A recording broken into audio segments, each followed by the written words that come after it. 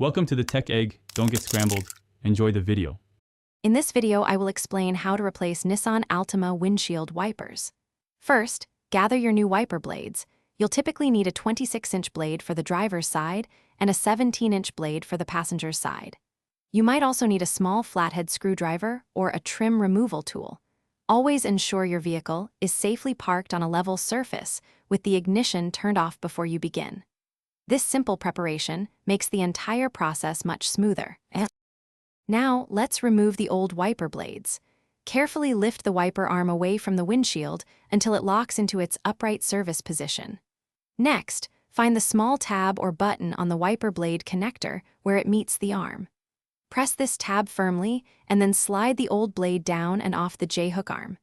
Be very careful not to let the metal arm snap back onto the windshield, as this could cause damage. Installing the new blades is straightforward. Take your new wiper blade and align its connector with the J-hook on the wiper arm. Slide the new blade up onto the J-hook until you hear a distinct click, indicating it's securely locked. Once both new blades are attached, gently lower each wiper arm back onto the windshield. Make sure they rest flat against the glass, ready for action. To finish up, perform a quick test. Turn on your vehicle and activate the windshield wipers with some washer fluid.